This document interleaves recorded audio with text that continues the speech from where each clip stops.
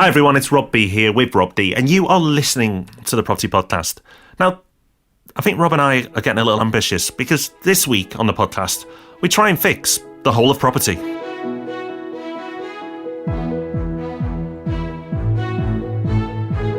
Welcome to the Property Podcast, where every Thursday morning property investors come to be informed and inspired. There's so much in our discussion this week. We're talking about planning, we're talking about rent controls, we're talking about economic cycles. There's a lot going on. So if your mind is spinning by the end of this episode, don't worry, stick around for Hub Extra because we've got a great tool to help you unwind. So a couple of weeks ago, we did the podcast, How to Invest Over the Next 7 Years. And we were pretty positive about the property market. And we felt, based on the property cycle, that from this point on, things will improve and optimism will increase. Well, very conveniently, Rob, we've got two news stories that seem to back up that theory. Yes, there are lots of different indicators all converging on the same thing, which is always encouraging. So there's not just one number that there might be a problem with that's leading you to a false conclusion. You're seeing it in lots of different places. So there's a story about property development confidence. And so there's a 17% increase in new buyer inquiries for land, which shows that developers are keen on building again. And because a development can take a couple of years, that shows that they seem to think that the next couple of years are going to pan out okay. And there's more certainty around what market conditions will be in a couple of years' time than there was previously. There's also another story with data from an online valuation service saying that the number of potential sellers requesting valuations from estate agents more than doubled between December and January. Now, you'd expect it to be up anyway because December's always a quiet month and January is when people decide they're going to make a change and take action anyway. But doubling is quite a significant increase. And you were telling me earlier, Rob, that you've seen the effect of this locally to you as well. Yeah, nothing scientific, but I just keep an eye on the local property market. I've got alerts on for when new properties come on, just because I'm nosy, really. And yes, of course, there's a January increase, but for the last 6 months, it's been really, really quiet, the local property market to me. And in the last 6 weeks, it's gone crazy compared to the previous 6 months. Loads of new properties coming onto the market. Far from like boom times, but just really noticeable, like a significant increase. So I think the signs are there. Estate agents seem to be more positive. Developers seem to be more positive. And just our personal observations, things seem to be improving as well. So does this mean it's a boom now and it's all going to rocket? No, but it's a first sign and it's positive. You know, it's nice to see it happening so early in what we believe is the next part of the cycle. Does it mean it's guaranteed to continue? No, of course not. Anything can happen. But based on what we know and what we expect, these news stories haven't come as a shock. So we've been building up to this for a few weeks now, but today, the day that this episode goes out, tickets for Property Hub Live are available. Well, they might be. They might have sold out, Rob. Yeah, they might. We've had a lot of early interest. I mean, a lot of people were there waiting to jump on these as soon as they came out. So depending on when you're listening to this podcast, the tickets might all have gone because there's not a vast number. But go over right now to propertyhub.net/events and you might see that there are still tickets available. And if they are, then I strongly encourage you to get one and come and join us because it's going to be quite a day, Rob. It's going to be a fantastic day. So we're going to be joined by hundreds of hubbers who are going to be in the room live with us. We'll be speaking, of course, throughout the day. We'll also, I don't know if this is a good idea, but we've committed to it now. We're going to be doing a live podcast. We've only done this once before. It was brilliant fun. We'll see if we're saying that after the event, but we're going to attempt to do a live podcast in front of hundreds of people. And we've got some incredible speakers throughout the day, one of which is Tom Bloxham, one of the founders and creator of Urban Splash, one of the most impressive developers in the whole of the UK. The story of Urban Splash, its creation, its growth, and what he's learned is going to be told by Tom. It's going to be an incredible day. And then, of course, if that wasn't enough, there's a great chance for networking with all the people there, and then a huge meetup at the end of the day, Rob. Yeah, our biggest meetup ever. It's going to be great. And the whole point of the day is not to go through the basics of like what property investment is and why it's so good, because we can do all that on the podcast and have been doing it on the podcast for years. What this is about is what property investment is really all about. So everybody who's speaking is going to be sharing their story, sharing their experiences, bring you some real practical knowledge and some great tips that you can learn from. So Rob's already talked about Tom Bloxham. We've got people showing case studies on all manner of different strategies and a lot more besides. Yeah, this is a real celebration of property. This is a fun day. In a way, it's quite selfish because we're bringing in all the people we want to hear from ourselves and then lobbing ourselves in the mix as well and just building what we think is the perfect property day. It's in an amazing venue. It's in the new Tottenham Hotspur Stadium, which looks fantastic. Shame about the team, but the stadium is incredible. And we're not doing this for profit. We're just covering costs. It's just a celebration of property. We're fortunate that we have the audience size, we have the community, that's you, who allows us to do this and bring you all together and put something on of this size and stature. So we're not charging, £1,500 or anything daft like that. There's no selling on the day, none of that nonsense. It's about £100 for your ticket for the day. For a venue of that quality, the lunch, the meetups, and all those speakers, that's just bonkers value. We'll probably make a loss on an event, but it doesn't matter because it's going to be a brilliant day. So get over to the page where you can get tickets if there's still any available. If you've missed out, there'll be a waiting list that you can get your name on. And if any tickets release in the future, of course, we'll let you know. And the link you need to go to, Rob, is propertyhub.net/events. Good luck. Hope you get a ticket. We hope to see you there. So, Rob, a couple of weeks ago, you gave me a bit of homework. You said, I've got an article for you, and I think you should have a read, and we should do a podcast on it. What you didn't tell me was how long the article was. But it was really interesting, and I'm really looking forward to getting into this. So, do you want to give the backstory on what this article was about, and if people are time poor, save the listeners from having to read it all? Yeah, so this is a special report on housing that came from a January issue of The Economist. And I didn't tell you that it was 12 pages long, but it is quite chunky. And there's lots in here to get into because it's a look not only at property in the UK, but takes a global perspective and takes a look at property more broadly in what you might call like Western advanced economies or something like that. And it gets into all the issues around housing, like inequality between generations and what governments are doing and the balance of home ownership versus renting and how different countries handle the issues around housing. And I thought it'd be interesting for us to have a conversation around because we talk about this kind of thing a lot, but here is a major publication who's pulled in all kinds of expertise and takes a pretty balanced view, doesn't really have a dog in the fight one way or the other. So it'll be interesting to see what they're saying and to what extent the views that they put forward agree with or disagree with ours. So the main theme of this article, although it does cover lots of different areas, is the discussion around supply and demand, or put simply, the fact that we don't build enough houses, and because we don't build enough houses, property prices increase over the long term. That's something we talked about a lot on the Property Podcast, and it's something that is still true today, and not just true in the UK, but true in many other countries as well. We don't build enough, and therefore property prices increase. But the article goes into a lot more depth, as you'd expect, and Rob, one of the things it talks about in some detail is the planning system and how broken it is. Yeah, one of the things the article talks about is the green belt. And this is something we've talked about on the podcast before, how there's this common myth that it's all beautiful, unspoilt grassland and can't be touched for any reason. But when you look at what actually makes up the green belt, that's not necessarily the case. So it makes that point, but it also talks about the planning system more broadly and contrasts a few different approaches that get used elsewhere in the world. So it gives the example of Singapore as having what it calls an autocratic planning system. In other words, the government owns the majority of the land. Then when they want more to be built, they will release some of that land and pretty much say what needs to be built there. In Germany, they have something called a rules-based planning system, which means, as the name suggests, that there are certain rules about what can be built where. And if all those boxes are ticked and the rules are met, then something can be built. And if they're not, then it can't. So it's very black and white. We, on the other hand, have something that they call a discretionary planning system, which means there are rules, but local people have a lot of say over what does and doesn't get built near them. And we've got direct experience of this, Rob. We've been through planning applications before, and you go through the process and all kinds of objections get brought up, some of them sensible, but some of them seemingly designed just to try to stop anything from being built.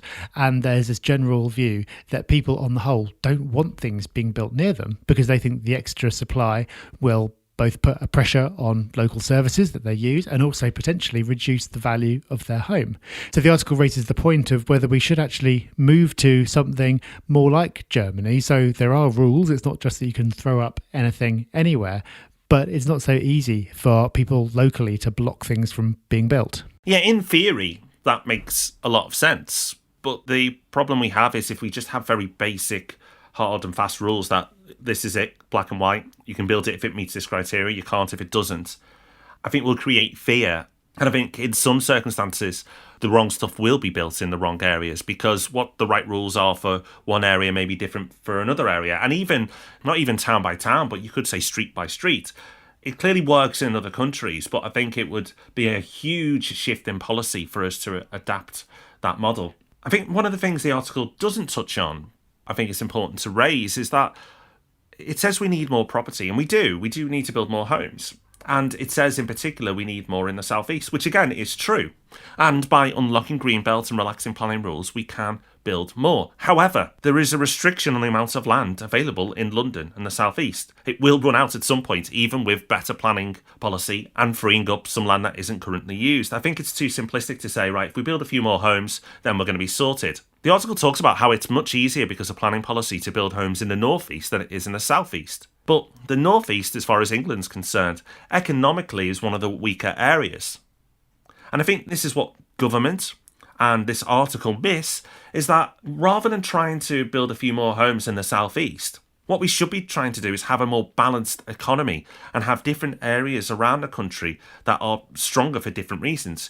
Referenced Germany in the past on this podcast and how balanced their economy is. Different regions, different cities specialise in different things, and therefore it's a more balanced economy across the country. It's not relying on one city. London is an incredible city and does incredible things for our economy. But we shouldn't be placing all our eggs in one city basket. We should try and redistribute some of that wealth and some of that power and influence across the country. The UK isn't that big.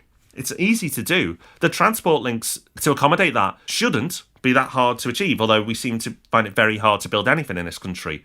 We're talking about HS2, which is a step in the right direction, but immediately we should be on with building train networks between the cities in the north, Scotland and everywhere else to make commuting between all these places a lot better, and then stimulating those areas with different tax breaks or incentives for businesses to base themselves there will make a huge difference. Now, Rob, I've kind of gone off on a bit of a tangent here, and this article doesn't even talk about this point, but I think it's important to make the point because just saying we need to build more homes, while it's correct, is too simplistic. Yeah, that's spot on. And the article does make this point, but only really makes it in passing. I don't think emphasises it strongly enough. That the supply of land in the areas where people most want to live, in this case we're taking London, will always be limited. Even if you got rid of all planning restrictions and let people build anything anywhere, there's still a physical limit to how big London can get. Of course, it can spread out in all directions, but if you assume that, like now, most of the jobs and everything else are in the centre, there's still a physical limit to how long it takes people to travel to that centre. So it doesn't really solve the problem. The article makes the point that transport improvements in general have slowed down, which is true. You're very unlikely to get the same improvements in speed from getting from one place to another in the next 100 years as you did in the last 100 years. But there's still a lot that can be done to improve other cities so you're not so reliant on one particular area, but also to improve transport between cities. As our team will not hesitate to tell you, in the northwest, transport even between really important cities like Manchester and Liverpool is terrible. And if that was improved, and there's lots of areas of the country where the same thing is true, it would unlock lots of potential for people to live in areas where at the moment there's not a lot of development going on because the demand just isn't there. Well, the article makes some really strong pointers around credit, Rob, and it talks about how property over the long term is influenced by supply and demand.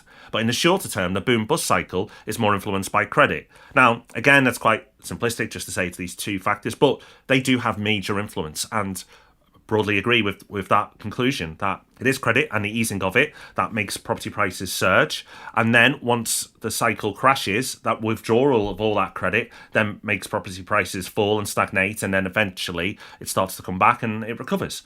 What was really interesting was when it looked at the UK and the US. And in the US right now, credit is easing.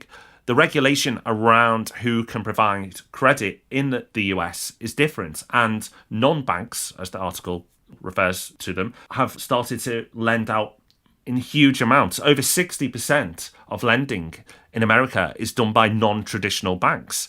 And the criteria they apply to people getting lending is a lot more relaxed than traditional banks. So what is starting to happen is that next phase of the property cycle is going to hit in because the credit is so freely available. And if it's already started, you can imagine that trend will continue and more competitors will get in and push that on further. In contrast, though, the UK hasn't experienced this. Banks and challenger banks are a lot more restricted in how they can lend, and therefore we've not seen property prices start to rise off the back of free and unrestricted credit. Interest rates are low, which we'll come to, but what's really interesting for me, Rob, is when credit is loosened in the UK, and I do believe it's a when, not an if.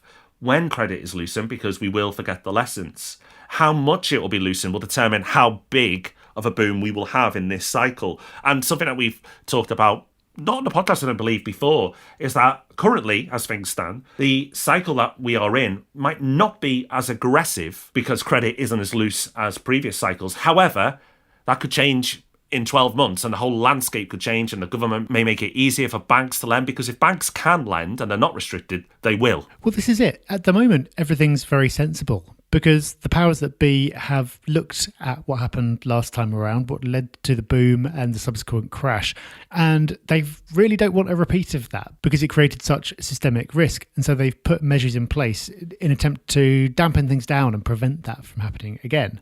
So as investors, we're familiar with the rules around multiples of rents. So the amount you can borrow is now constrained not only by the value of the property, but by the rental income. So that keeps a lid on things in that sense. But also among owner-occupiers, there are rules about the proportion of mortgages that can be made at high multiples of incomes. And I think from memory, what they consider high is a loan of over 4.5 times income. So if those measures stay in place, it's going to keep a bit of a lid on how fast things can grow, because it's going to be constrained and rely on growth in wages and rents in order for that growth to happen, at least among people who want to use mortgage lending. But Rob, you said it's a case of when rather than if those rules get relaxed or taken away. And I'm inclined to agree with that, because if there's one thing we know about governments, it's much as they say that they don't want a housing boom, and they're concerned about the ability of people to afford houses, they actually quite like it when prices are rising, because when house prices are going up, people feel wealthier, they spend more, and they have this general sense that things are going well, and therefore they're more likely to re-elect whoever is currently in government. So that temptation is always there, and if they give in to that temptation, then we could well see a more aggressive second half of the cycle than it currently looks like is possible. Yeah, absolutely. And the article does talk about that in some depth, how governments are incentivised to increase home ownership. But it is declining in the UK. It has previously been as high as 75%, and now it's down to 65%. But is that a bad thing, Rob? In some countries like Singapore, it's 98%, and in countries like Germany, it's around 48%, which is the right model. Well, it's a tricky question, and the article makes the point that you can't draw a straight line between proportion of homeowners and any kind of outcomes, because Singapore and Germany, both very successful countries, both with very different proportions of homeowners. And you've also got countries like Romania, which has the highest proportion of home ownership in the world, but definitely has its problems. So it's not as straightforward as lots of homeowners equals good. But there does seem to be this kind of inbuilt presumption that that's the case. And I think it is a presumption that's worth challenging. Home ownership in the UK is declining. It's now, I think, down to about 65% from a peak of about 75%. Is it going to keep on declining? I think it might do. But I don't think we'll get to the point where you end up with a minority of people owning homes like in Germany, because I think there is a large cultural aspect to it as well. But I'm not convinced that in itself that decline is a bad thing, because up to a point it does just reflect the way that people are now living. Perhaps in the past, when everyone had a job for life, being fixed to one place made a lot of sense and having that security. But now, rightly or wrongly, that's not the case. People, by and large, tend to move between jobs quite regularly. So while there are parts of your life when you'll want to be rooted and have stability, there might be other parts of your life when you want to have more flexibility. So not owning your own home can actually be beneficial. Yeah, and the article at the very beginning tries to make an argument that renting is negative, or the inability for people to become homeowners is a negative thing. And while people not having the option to become homeowners is probably not great, because you'd want people, if they truly want to become homeowners, to be able to do so, the point around that renting is negative, I think, is kind of lost, and they lose their way in their article, because they then talk about how Germany gets a lot of things right, where more people rent than own. So I don't think it delivers on that point very well. And because more people are renting, that means the people who do rent are getting a larger voice, a stronger voice, and the government, not just in the UK, but in other areas around the world where this is happening too, are having to respond to the needs of people who rent and make sure that they are well looked after, not just homeowners. And it talks about some of the things that have changed and are going to change or potentially going to change. So already we've had a ban on lettings fees, which is a great move for tenants. And it also talks about how we may see longer tenancies as standard in the future as well. And again, I think that's a win-win for those who are the investors, the landlords, and for the tenants. Yeah, I didn't realise the extent to which the increasing in rights for tenants was a global phenomenon. So it's something that we are aware of in the UK because tenant fees have been banned, and now there's talk about removing Section 21. But this is happening elsewhere as well. And pleasingly, in most places, this seems to be happening without using rent controls. That is happening in some cities, but most cities seem to acknowledge that they don't work, which is positive because they don't, and are trying to find other ways of striking the right balance instead. In New York City, for example, they've just banned tenant fees, which is a really big deal because if you thought tenant fees were bad in the UK, where it was a few £100s, in New York City, it was standard for brokers to charge 15% of the annual rent and all of it to be paid by the tenant, which is just nuts. So that going away is quite significant. And we're seeing the same thing elsewhere as well. So I think squeezing the middleman is pretty unambiguously good. Better security of tenure for tenants is also, I think, good, but it's going to be more challenging for people who own maybe just one property because, of course, if it's harder for them to get somebody out of that property who's not paying their rent, for example, then that affects 100% of their portfolio. Whereas if you take the case of a portfolio landlord or, at the extreme end, a company that owns hundreds or thousands of properties, it's affecting a much smaller proportion of their portfolio and not hitting their cash flow so hard. So I can see why smaller landlords are scared of this or even angry about this, but I do think you have to balance that out against the needs of a large group of people. We do have quite an extreme situation at the moment where for owner-occupiers, the average amount of time that they stay in one home, this is from memory, but I think it's about 19 years, which is a really, really long time. And for renters, the amount of time that they spend in one place is around about 4.5 years, I think. So there is no magic right amount of time, of course, and some of that variation will be caused by age-related factors. But you can probably say, well, the right answer is probably somewhere in the middle, in that there'll be some renters who want to stay somewhere for longer than they're able to. And at the other end, you'll have owners who want more flexibility, but for various reasons end up stuck in one place longer than they want to be. So anything you can introduce to allow people to be where they want to be, when they want to be, for as long as they want to be, is positive for the market as a whole. So what does all this mean for you listening, property investor or potential property investor? Well, ultimately, nothing dramatic has changed yet. Supply and demand is still out of kilter, and I can't see that changing. Should it change, and should it be fairer, and should we build more homes? Yes. But we are where we are, and we don't build enough homes. And a bit of easing of planning isn't going to fix it either. It's a very complex issue, and it's a very complex problem to solve. And I don't believe there's the appetite from this government or any really to properly solve it. It would mean a lot of changes, some of which would be seen as unpopular, potentially very unpopular, and politicians are motivated by votes. So expect to see property cycles continue. The article, Rob, says, in many countries it is plausible that the house prices could now persistently rise faster than incomes. Currently, though, Rob, you don't feel that is the case for the UK right now? Well, I do think that house prices will rise faster than incomes in some parts of the country, at least over the rest of this cycle. Whether it will happen persistently over multiple decades, I don't know. But I don't see a driver in place at the moment for a massive boom. If you go back as far as the 70s, which is when we started to really see aggressive growth in property prices, pretty much all the way from there to the present day with a couple of blips in the middle. At any given point during that time, you could point to one big driver that's causing that. We don't need to go through them all now, but there is always a cause. But now I don't see any of those necessarily in play.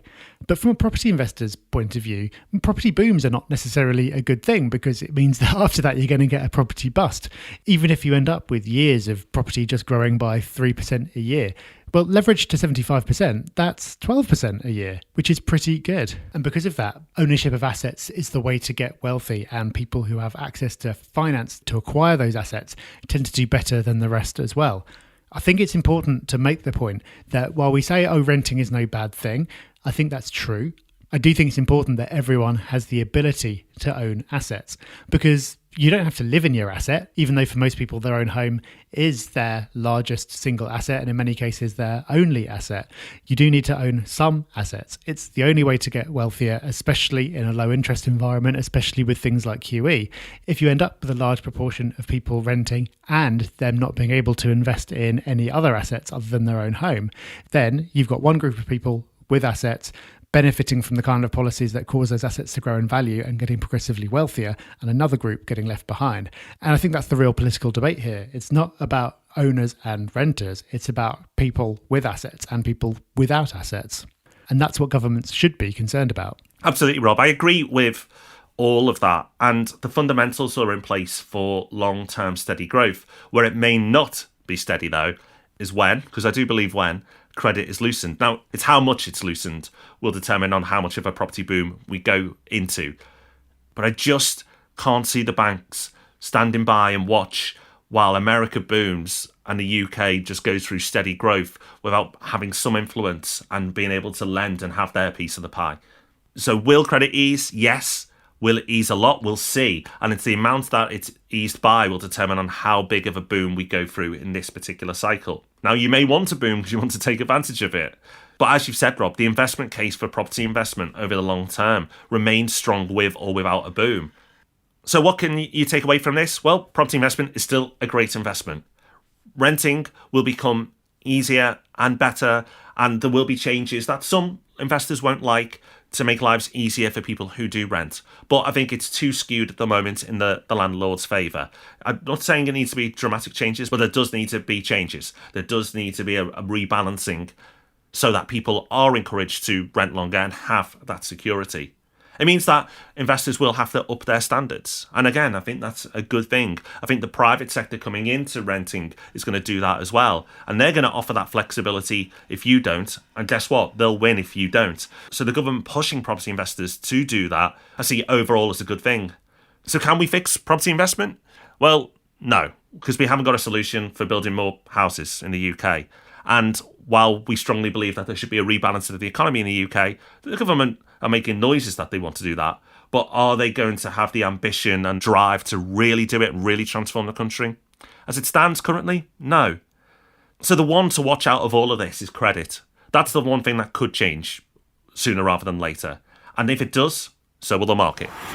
So every week we like to share a success story from a listener just like you, because that's what it's all about. It's about learning, but then it's about taking action. We love hearing about the action we take so we can enjoy it and so it'll inspire others as well. So whatever success means to you, however big or small, let us know about it. You can find us on Facebook, Twitter and Instagram at Property Hub UK. You can let us know on the Property Hub forum. You can leave us a podcast review. You can do whatever you like. And Lucas recently took the latter of those routes and left a review of the podcast. He said, I've been listening for a few months now and highly recommend this podcast to anyone. Fantastic knowledge, tips and advice, which are all free. I'm 31 years old and have just had an offer accepted on my 5th rental property. Wow. My most recent purchase being in Manchester, which I most definitely would not have considered if it wasn't for Rob and Rob. Keep up the good work. Well, you keep up the good work, Lucas. 5 properties by the age of 31 is pretty impressive by anyone's standards. And it sounds like you've picked a good location for it as well. So well done. And thanks for letting us know. Right, it's time for Hub Extra, that part of the show where we try and give you that little bit more. And this is all backed up by an email that goes out every single Friday to everybody who's signed up to the Property Hub website. They get even more Property Hub Extra goodness. So make sure you take advantage of that. It's another free service that we offer. But for now, I have a podcast recommendation for you. And the podcast is called Meditative Story. And it's a really interesting take on delivering a podcast. People relax and mentally have a break in different ways. Some people like to go for a walk. Some people like to meditate. Some people like a glass of wine. I like all three. It all works. But what I really like about this podcast is it allows me to combine two of those things, which is walking and meditating.